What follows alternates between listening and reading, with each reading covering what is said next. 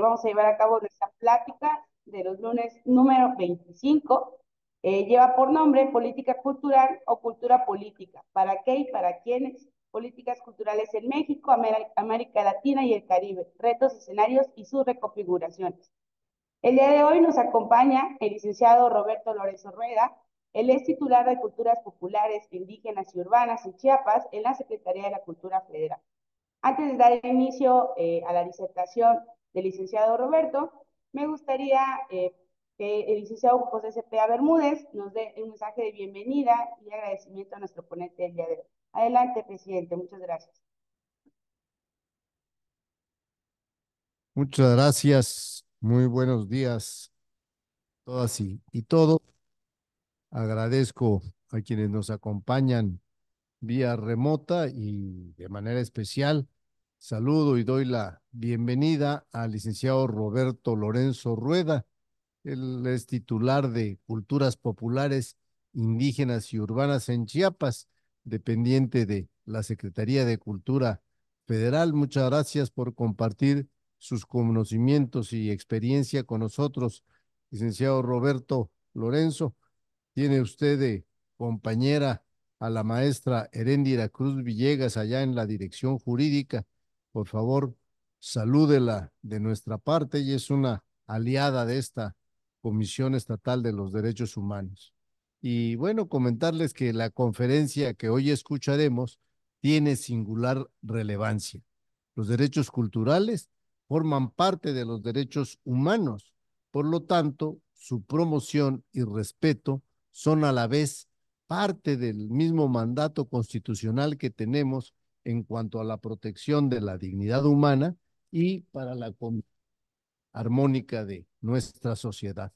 El derecho de toda persona a participar en la vida cultural por su misma interdependencia tiene estrecha relación con otros, como el derecho a los beneficios del progreso científico, la libertad para la investigación, el derecho a la educación, la libre determinación, el derecho a un nivel de vida adecuada, en fin, a todas y todos los demás derechos, las formas de vida, el lenguaje, la literatura, la música, los sistemas de religión y creencias, los deportes, juegos, la recreación, métodos de producción, o la tecnología, comida, vestido, así como las artes y tradiciones, los cuales los individuos expresamos en cosa a nuestra existencia, constituyen, como dijo Milán Kundera, la cultura es la memoria del pueblo, la esencia colectiva de la continuidad histórica, el modo de pensar y de vivir, que además nos transmitimos de generación en generación. La realización plena de los derechos solo puede lograrse si el Estado adopta medidas de carácter integral. Las políticas culturales deben ser aceptables e idóneas para la sociedad a la que van dirigidas. Chiapas, por ejemplo, tiene una gran diversidad cultural y los tres órdenes de gobierno, ¿sí?, participan y deben adoptar medidas para proteger y promover la diversidad de las manifestaciones culturales. Se debe permitir que todas las culturas se expresen y se den a conocer. La política cultural es generadora de desarrollo social y económico. Permite promover la diversidad, la inclusión y el desarrollo de la sociedad. Debe ocupar siempre un lugar prioritario dentro de las políticas públicas. La diversidad cultural es un activo invaluable, no solo en Chiapas, en todas partes, y debemos protegerlo y celebrarlo. Podemos construir un mejor futuro a través de una política cultural sólida y comprometida. Podemos lograr que el respeto a los derechos humanos sea nuestro estilo de vida. Muchas gracias a todas y todos por estar en esta conferencia y les deseo una excelente semana. Muchas gracias. Agradecemos al licenciado Juan José Cepeda Bermúdez, presidente de esta Comisión Estatal de los Derechos Humanos de Chiapas, por darnos este mensaje de bienvenida. Y para seguir con el orden del día de este programa, me gustaría presentarles a nuestro ponente el día de hoy. Él es el licenciado Roberto Lorenzo Rueda, titular de Culturas Populares, Indígenas y Urbanas en Chiapas, de la Secretaría de Cultura Federal. El licenciado Roberto Lorenzo es licenciado en Gestión y Promoción de las Artes por la Universidad de Ciencias y Artes de Chiapas. Se ha desarrollado como docente en la Universidad Autónoma de Chiapas, asimismo en la Universidad de Ciencias y Artes de Chiapas. Ha colaborado en la Universidad Veracruzana Intercultural, sede Huazatlán, Veracruz, en investigación vinculada como práctica sociopolítica para el buen vivir, la gestión cultural, para qué y para quién. Ha coordinado el Festival de la Resistencia y Rebeldía de los Pueblos Zoque y la revista bilingüe Ore, la palabra de la cultura Zoque. También ha sido becado por el Fondo Internacional Indígena de América Latina y el Caribe en formación en herramientas innovadoras de comunicación para fortalecimiento indígena. Actualmente, como les comentaba, es jefe de Culturas Populares Indígenas y Urbanas del Estado de Chiapas, dependiente de la Secretaría de Cultura Federal. El día de hoy, como bien nos comentaba el señor presidente, nos hablará sobre el tema política cultural o cultura política. ¿Para qué y para quiénes? Políticas culturales en México, América Latina y el Caribe, retos, escenarios y sus reconfiguraciones. Y para no quitarle más del tiempo de la disertación de nuestro ponente del día de hoy, le cedo el uso de la palabra, agradeciéndole de antemano su participación el día de hoy.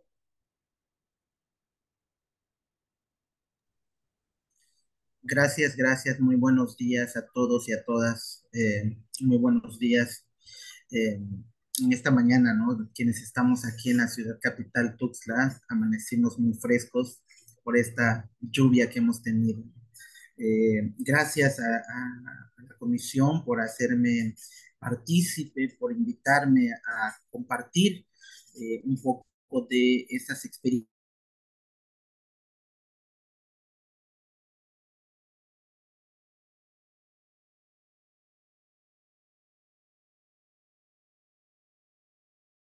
Le- participación con eh, la sociedad en particular, ¿no?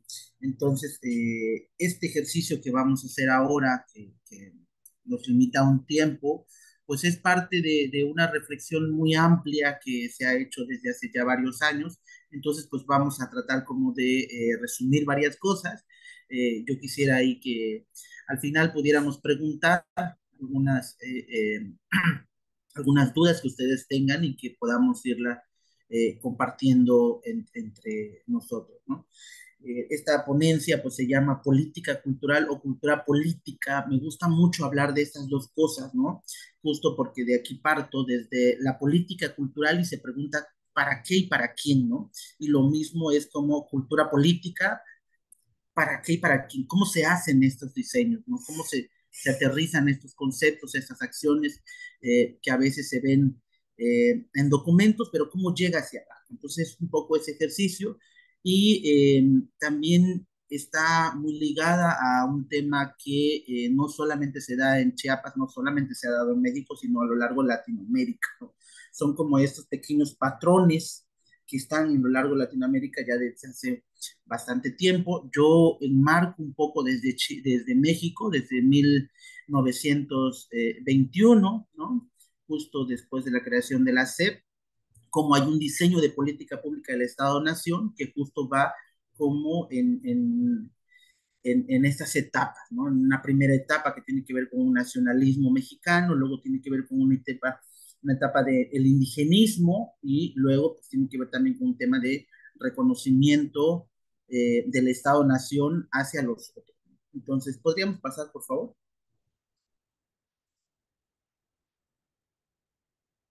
Ok, parto también diciendo que pues, el Estado-Nación es quien se ha encargado a partir de las instituciones, a partir de los expertos, ¿no? Diseñar conceptos, esos conceptos que hasta hoy nosotros lo tenemos como muy presente, ¿no? Entonces nos preguntan, pues, ¿qué es la cosmovisión? ¿Qué es el ser indígena? ¿Qué es, no, la lengua? Es todo un concepto construido desde la antropología, por supuesto, la antropología social, ¿no? Un poco desde la idea bonfiliana también, y que pues se ha impermeado tanto que es tanto que ha estado ahí que pues nosotros lo hemos interiorizado y está nuestro lenguaje cotidiano, ¿no? Entonces, cuando alguien dice, oye, pues es que Chiapas es un estado multicultural, multidiverso, ¿no? Estos conceptos que están ahí, pero que siguen estando en conceptos a pesar de ya una larga duración desde esa construcción conceptual. El Estado-Nación es quien ve desde afuera, ¿no? Es decir, con estos expertices ven de afuera hacia adentro para lograr construir estos conceptos. A veces en las mismas comunidades o en los espacios, pues tienen otros lenguajes, tienen otros significados que reapropian su propio espacio. La siguiente diapositiva, por favor. Para ello, pues hemos creado una geografía, ¿no? Visual, de infografía de lo diverso que es nuestro país, ¿no? Entonces, pues desde esta diversidad, pues hay 68 lenguas indígenas en nuestro país, existen 364 variantes dialectales, cada estado tiene su propia forma de construirse a partir de estos pueblos que están ahí.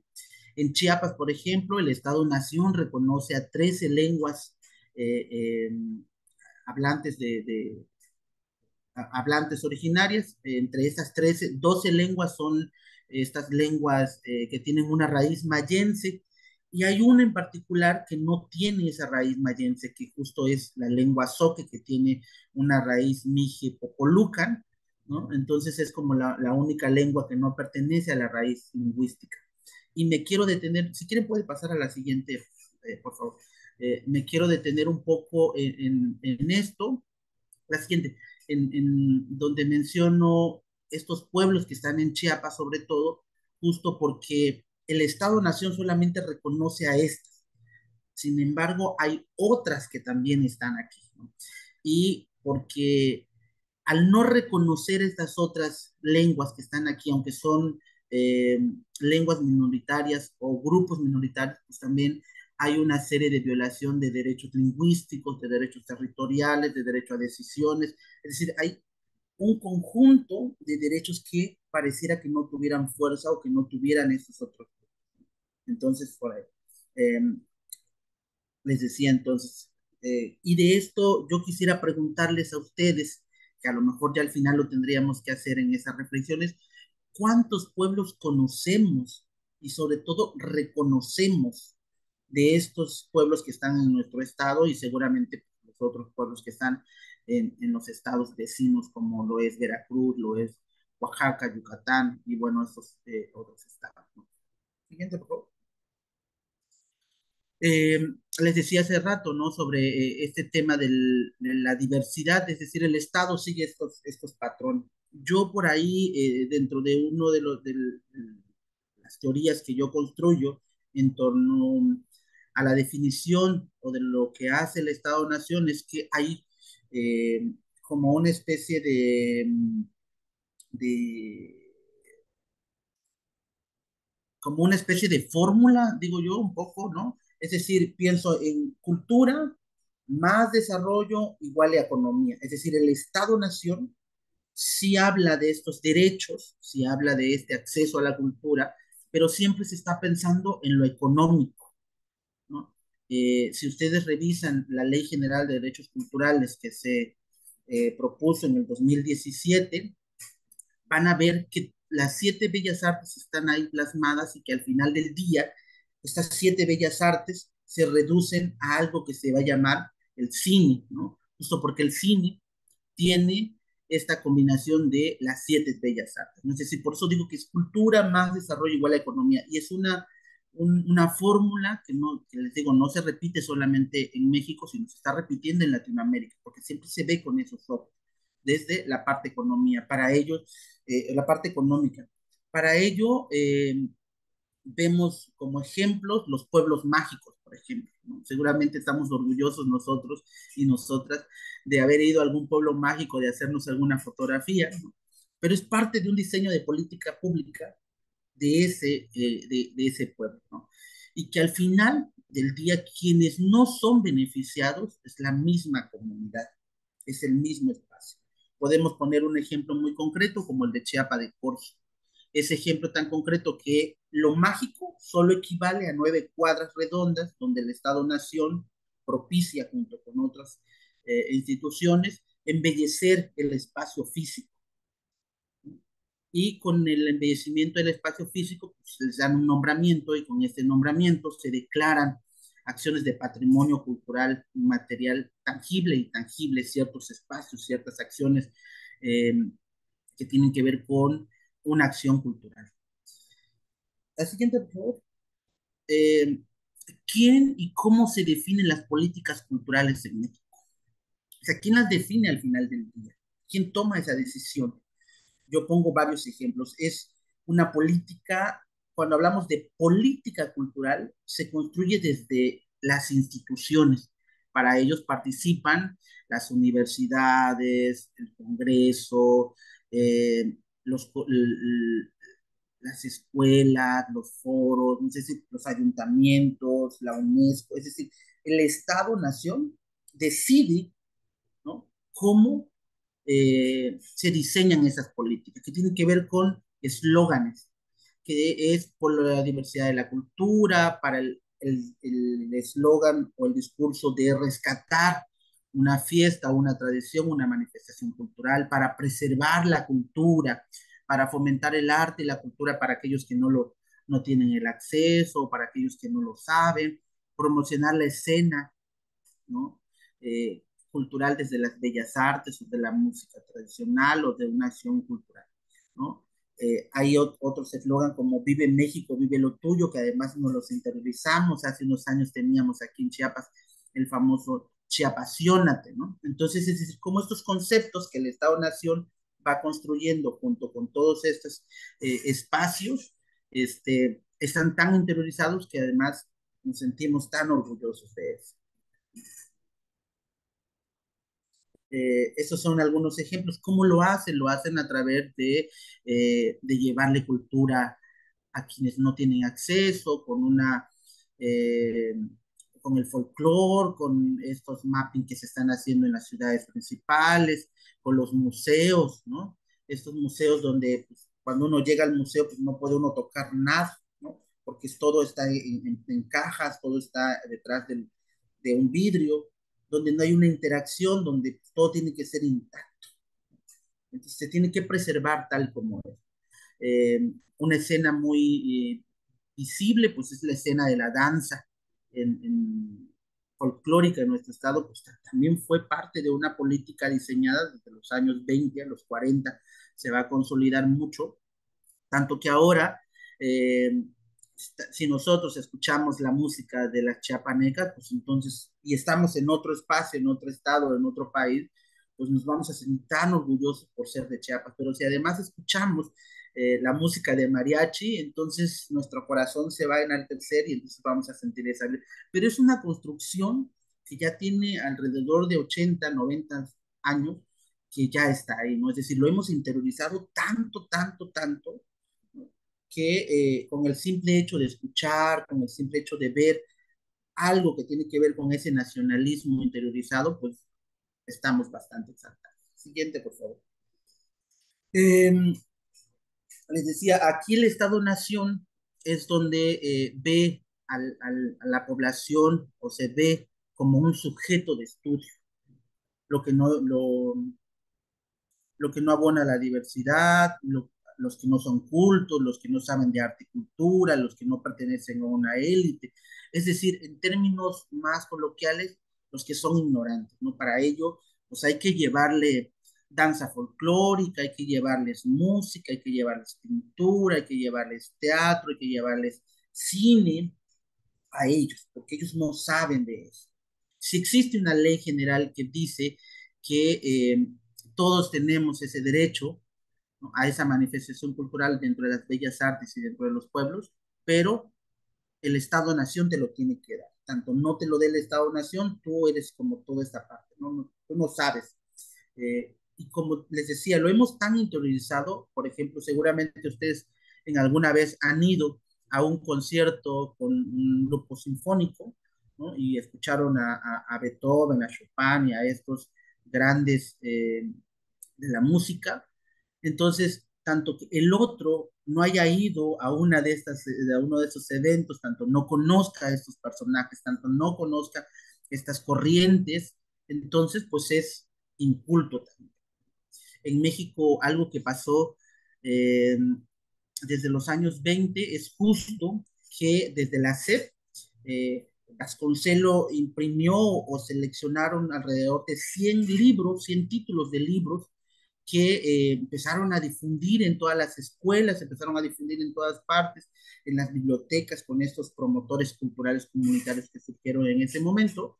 Y estos 100 títulos los tenían que leer el mexicano promedio, ¿no? Es decir, tenía que tener acceso a esos libros y ahí van a aparecerse estos libros como El Quijote, como El Peregrino Sarmiento, estos libros clásicos de la literatura universal. Y entonces decían, tanto tú no hayas leído parte de estos libros, de estos títulos, pues entonces no sabes de literatura, ¿no? Entonces se leía también una literatura totalmente fuera de nuestros contextos. Y ahora, si ustedes hacen una reflexión hacia, un poco hacia atrás, pues van a decir, bueno, pues es que si yo he leído parte de los clásicos de la literatura universal, ¿no? Por lo tanto, yo ya me considero un poco culto, me considero un poco que sabe un poco más que el otro en términos de literatura universal. Pero han surgido nuevas narrativas también. Otra pregunta que yo hago es, ¿para qué el discurso de la diversidad cultural? O sea, ¿para qué sirven estos discursos de decir somos diversos, somos multiculturales, somos pluriculturales, somos, ¿no? ¿Para qué sirve? Hay muchas líneas y en esas líneas pues está esas líneas políticas que tienen que ver con partidos, que tienen que ver con colores, que tienen que ver con, que van a aterrizar a mítines políticos, ¿no? Para comprobar gastos exorbitantes en algunos casos, para los que no tienen cultura, ¿no? Para promocionar una escena de arte de la cultura popular o de las bellas artes, para posicionar una marca, que es justo ahí que se vuelve a repetir este patrón, que es cultura más desarrollo igual a economía. Ah, para rescatar la cultura tangible e intangible, es decir, hay que salvarla. Y aquí me quisiera detener también porque justo hay eh, como confusiones cuando hablamos de estos conceptos que ya construyó el Estado-Nación, por supuesto, cuando hablamos de rescatar y preservar como estos dos conceptos que lo vamos a tener nosotros muy presentes seguramente, cuando hablamos de una manifestación como la música, como la danza, como el conocimiento o saberes de los pueblos o de las comunidades indígenas, ¿no? Es decir, la lengua, por ejemplo, que es la que está bastante vigente, muchos dicen, vamos a rescatar y preservar la lengua, ¿no? Entonces yo digo, la lengua no se rescata ni se preserva porque no es un objeto. No lo puedes llevar al museo y guardarlo en una pequeña caja y pues, ahí que se quede la lengua y entonces una generación tras otra generación llega al museo y se está viendo la lengua. Es decir, no es una vestimenta, ¿no? La vestimenta si la llevas tal como se hizo hace 80 años, la puedes poner en un espacio para que todos puedan contemplar eso. Pero ¿qué pasa con la música, con la lengua, ¿no? Con una manifestación de saberes que tienen que ver con el tema intangible? Pues más bien lo que se hace es, se registra, se documenta, ¿no? Es decir, puedes registrar la lengua oral a través de un disco, a través de algo que pueda grabar, tanto solo el audio, pero también la parte visual, ¿no? Todo esto que les digo, pues es parte de un diseño de la política cultural que fue construida en los años 20 del siglo pasado. ¿Puede pasar, por favor?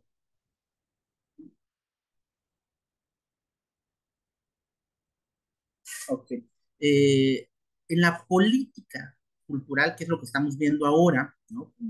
Vamos a ver en la siguiente parte la cultura política, esa contraposición, es que, les decía, en la política cultural es una acción que está bastante institucionalizada.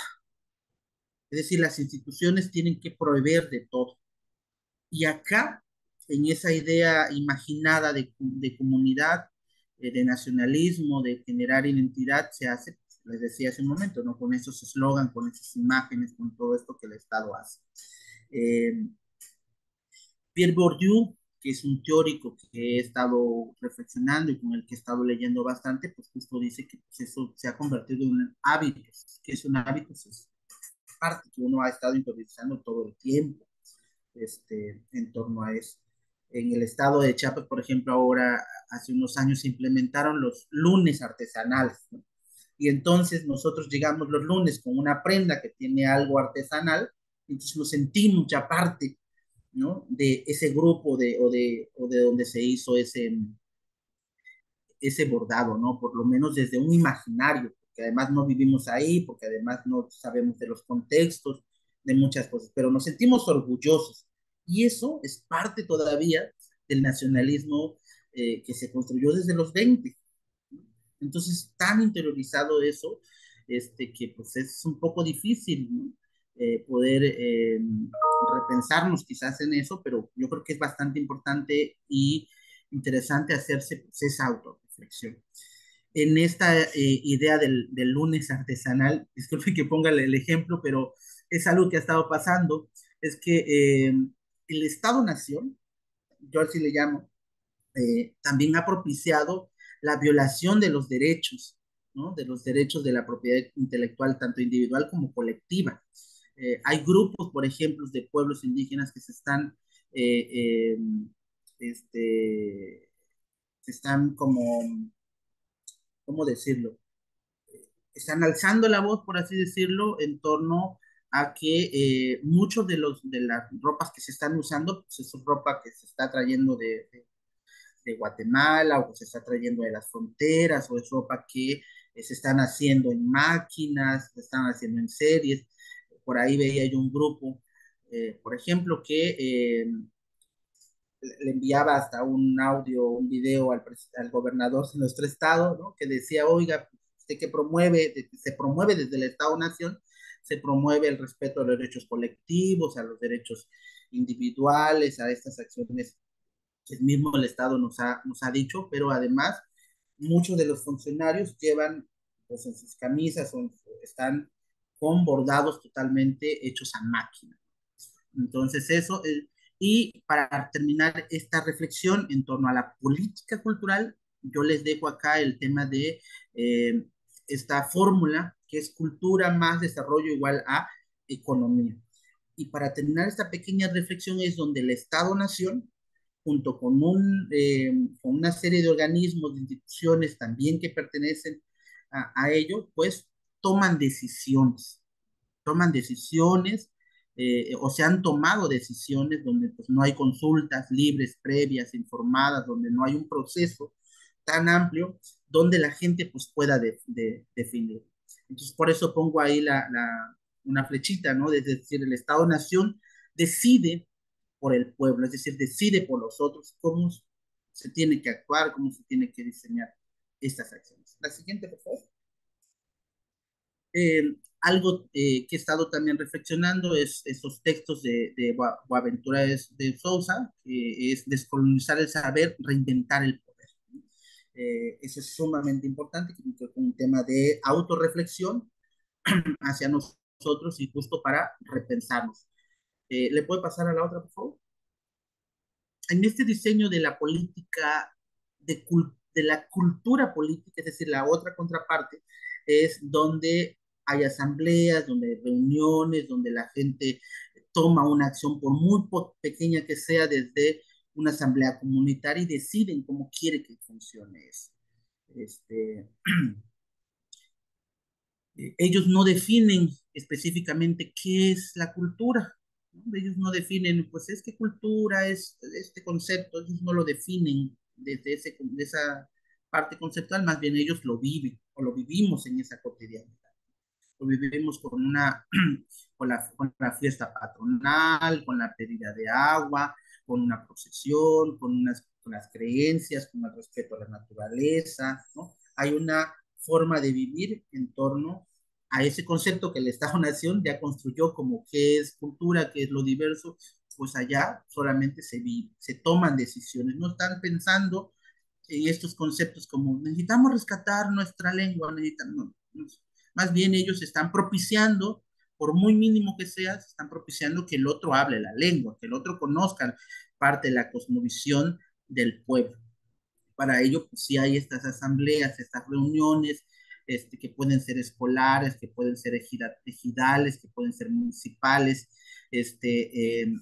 donde la gente participa, donde ellos dicen, oiga, pues yo creo que es importante hacer el trabajo comunitario para la carretera, donde es importante hacer el trabajo comunitario para la fiesta del pueblo. Es decir, resuelven, ¿no? Se resuelve desde abajo una situación que desde el Estado-Nación pues va a costar todo un proceso de largo aliento, de corto aliento para poder hacer eso.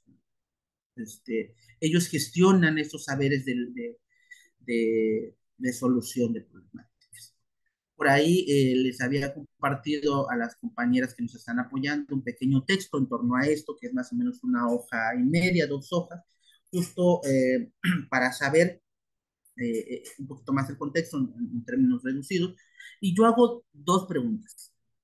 Trato como de imaginar, ¿no? Y también puede ser una reflexión con ustedes, es imaginar el ámbito cultural, ¿no? En un ring. Este ring que tenemos aquí como ejemplo, que por una parte está en una esquina, está la cultura institucionalizada, que es el Estado-Nación, y por la otra parte, en la otra esquina, está estas prácticas cotidianas de los pueblos, ¿no? Y pues quienes lo hacen. En estas 2 esquinas, como una especie de round, pues preguntarnos, ¿no? Porque estas dos formas de construir o de pensarnos desde la política cultural y desde la cultura política están siempre, ¿no? Están siempre como mezclándose, están siempre en esa constante, se están siempre repensando, y entonces solamente hay 2 puntos, ¿no? Como la institución o el Estado-Nación y lo que se construye en el pueblo. Entonces, la pregunta que yo hago es, en este cuadrilátero, ¿qué tendrían las otras 2 esquinas? ¿No? Ese es como un ejercicio de imaginar, de pensarnos a nosotros mismos, ¿qué tendría que haber en estas 2 cosas, ¿no? En estas 2 otras posiciones. Hay muchísimas cosas por ahí, ejemplos como la gestión de los espacios, como el respeto al agua, como el tema de los mitos, los ritos, las propias normas que generan los pueblos, es decir, pero lo que trato de hacer es como que cada uno de nosotros, desde estos 2 contextos, pues nos preguntemos qué podría haber desde donde yo estoy, ¿no? Desde este espacio político público en que estoy. Siguiente, doctor. Eh, en la cultura política, este, en la cultura política, el pueblo, es decir, los grupos a través de estas asambleas deciden lo que les decía hace un momento, ¿no? Deciden, gestionan su espacio, su territorio, buscan posibles soluciones muy mediáticas y algunas no tan mediáticas, y se toma decisiones de abajo hacia arriba. Y ese ejercicio de tomar decisiones de abajo hacia arriba, donde ellos ya gestionaron cómo tendría que ser la forma educativa del pueblo, la infraestructura, la salud, lo cultural, el espacio territorial, ¿no? Es decir, cómo ellos lo plasman también y lo concretan. Entonces, pues es una forma de toma de decisiones de forma colectiva. Esto cuesta muchísimo eh, para quienes creemos o pensamos que podemos hacer política pública de un día para otro, porque tiene que ver con un tema de estudio, porque tiene que ver con un tema de la gente que está diciendo qué es lo que se necesita, porque es un tema donde el Estado no está acostumbrado a que sea el pueblo o sean estas comunidades quienes tomen decisión, ¿no? No está acostumbrado a ello. Por lo tanto, se tiene que dejar de ver lo diverso como lo pobre, lo inculto, lo ridículo, lo iletrado, es decir, dejar de folclorizar y repensarnos desde nuestras realidades, que eso es bastante interesante. ¿Qué necesitan los pueblos que se les lleve? ¿No? Eso yo creo que no necesitan que se les lleve. Este, ¿Cómo entender la diversidad cultural en México y en Chiapas desde el tema digital, que ese es un tema también bastante interesante? El derecho de la propiedad individual y derecho colectivo en este tema de los derechos humanos que tiene pues, cada individuo. Siguiente, por favor. Eh, entonces, pues yo hago una pequeña reflexión, que es este textito, ¿no? La cultura política es, pues, justo esa acción, participación. En algunos pueblos le vamos a decir tequio, en otros le vamos a decir el compartir,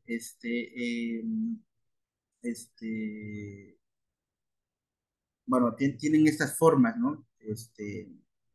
Donde la gente participa, donde participa desde los más pequeños, los jóvenes, los ya bastantes adultos.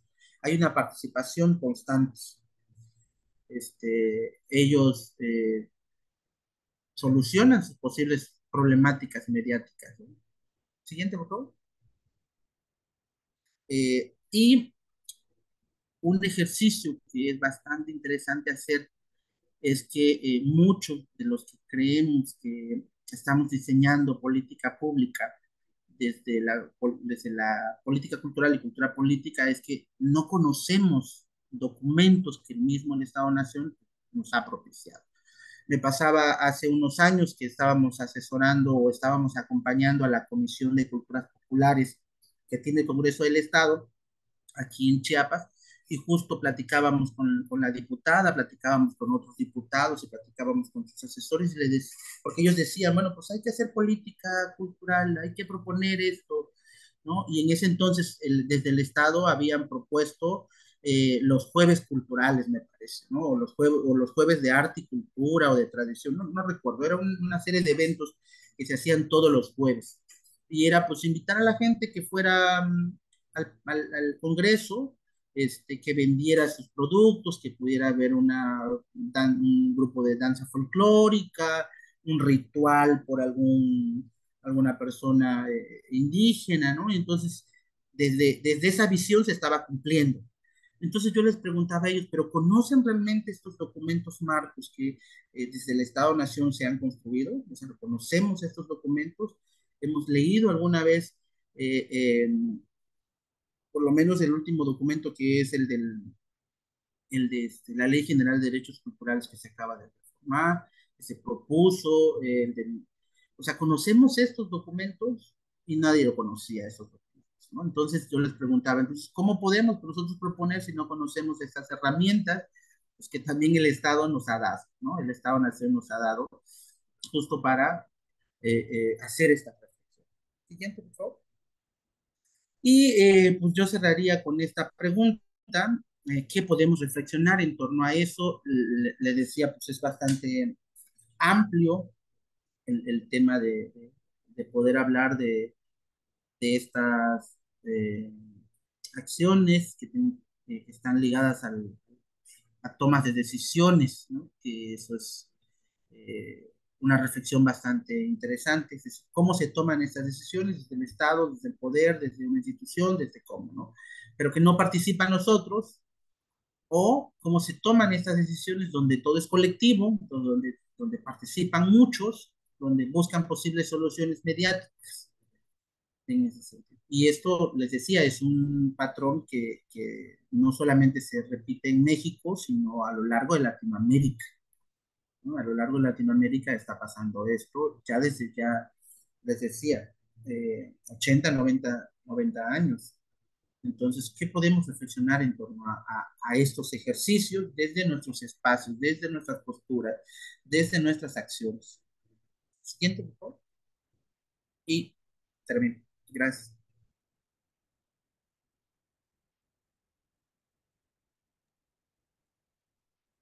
Listo. Muchísimas gracias, licenciado Roberto Lorenzo. La verdad que bien interesante todo lo que nos comparta acerca de este derecho humano tan importante que es el derecho humano a la cultura. Y por aquí tenemos ya unas preguntas en el chat. No sé si gusta, le vayamos leyendo cada una de ellas. Perfecto. Entonces, le leo la primera preguntita. Nos dice, los derechos culturales son fundamentales frente a la nueva Agenda 2030 para el Desarrollo Sostenible, pero ¿cómo implementar prácticas sostenibles si no se enmarca el desarrollo en un profundo conocimiento de la identidad cultural? Esa es nuestra primera pregunta. No sé si quiere darle respuesta o le leo la siguiente. Sí, yo creo que hay que pensar muy bien cuando hablamos de este concepto de desarrollo o este concepto de progreso, ¿no? Es decir, ¿qué es progreso y qué es el desarrollo? A veces nos han dicho que para estar eh, en desarrollo y estar en progreso hay que subirnos a un trenecito, ¿no?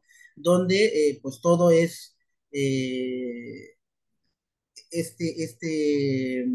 esta fórmula que les decía, ¿no? Es decir, cultura o una acción más desarrollo, más progreso, igual y economía. Y, y entonces yo creo que sí es bien interesante poder entender que estamos pensando en desarrollo y en progreso. Entonces podemos entender que desarrollo es poner una supercarretera, ¿no? Que va a atravesar la selva y entonces vamos a tumbar cientos de árboles y entonces vamos a, a tener un impacto medioambiental que pueda ser reversible o que pueda ser irreversible también, ¿no?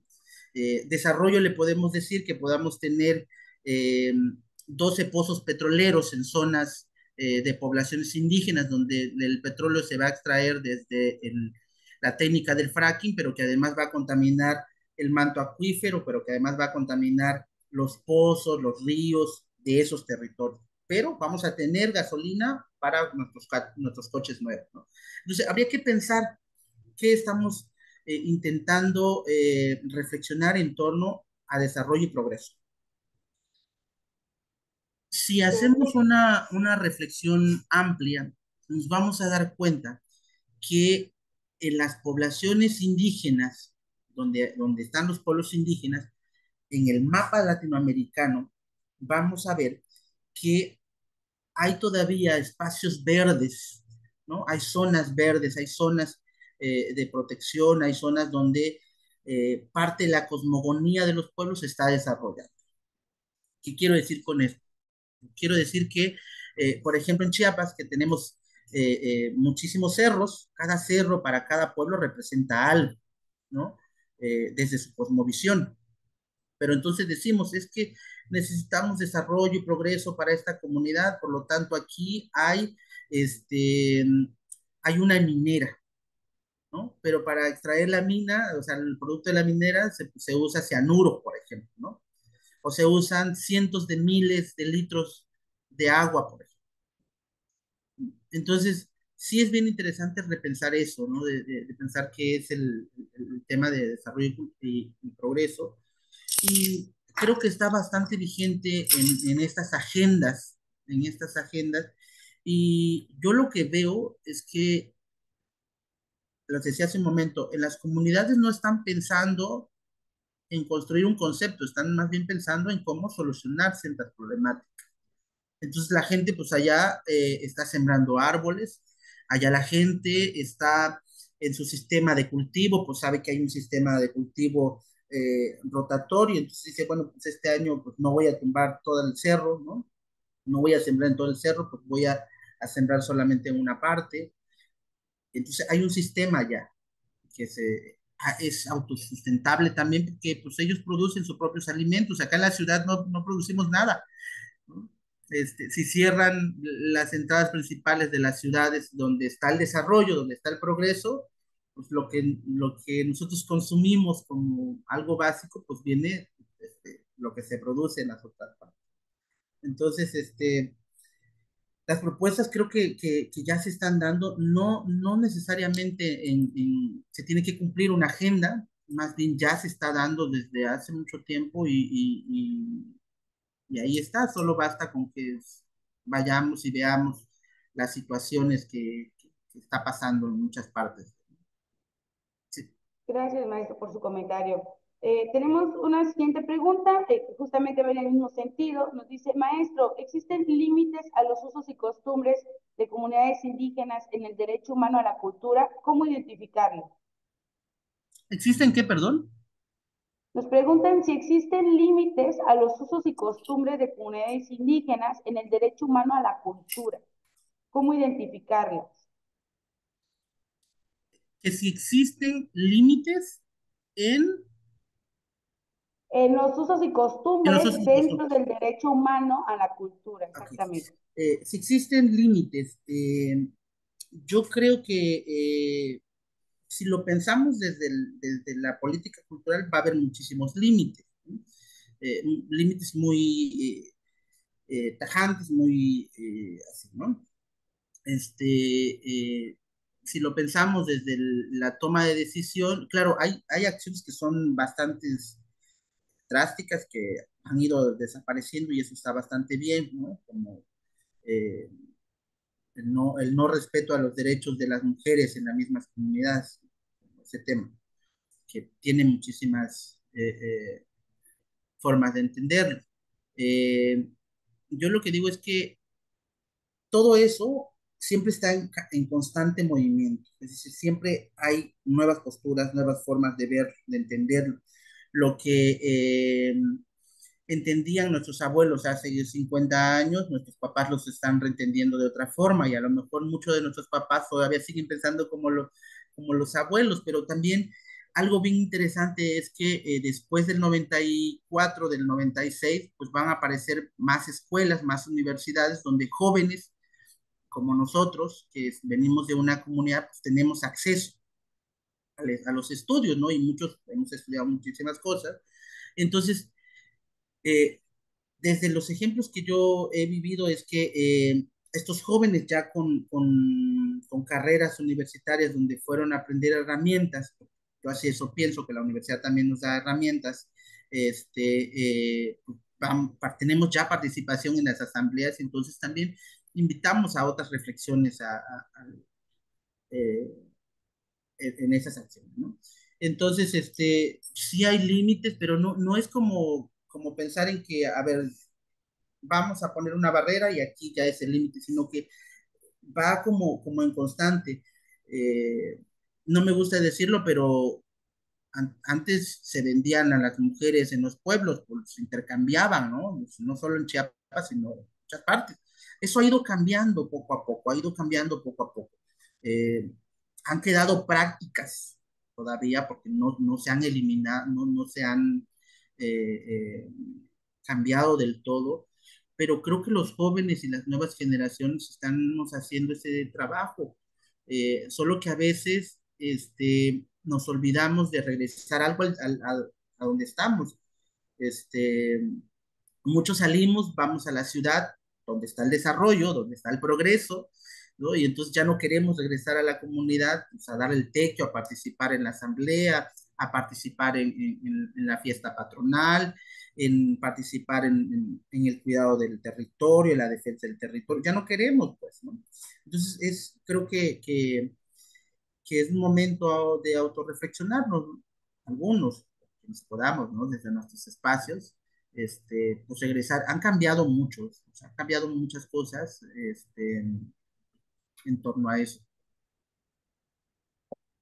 Muchísimas gracias, maestro. Ya para ir culminando con este breve espacio de preguntas y comentarios, me gustaría leerle dos comentarios que nos dejaron aquí en el chat, muy bonitos. Nos dicen, la importancia de los derechos culturales es que giran en torno a las expresiones artísticas, a la lengua, a la producción cultural, derechos de autor, innovación y creatividad, derechos relacionados con la identidad individual y colectiva. Gracias por darnos una perspectiva más amplia sobre estos derechos.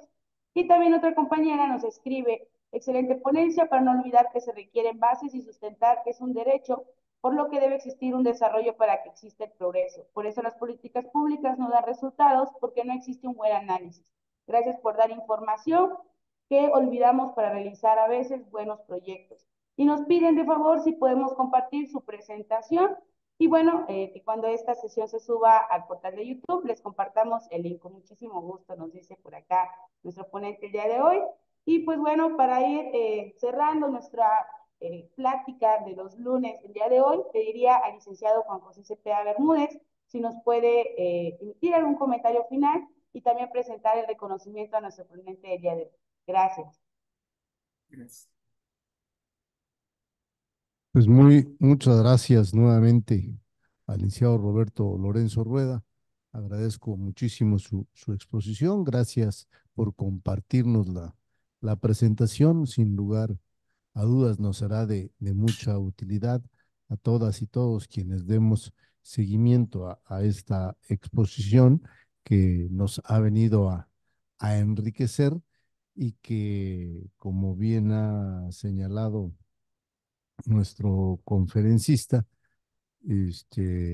hay ya en Chiapas herramientas, leyes que definen de alguna manera, orientan las políticas públicas del Estado, de los tres órdenes de gobierno, para impulsar el respeto a esos valores, a esas expresiones de la ciudadanía, de los pueblos, que debemos todos respetar.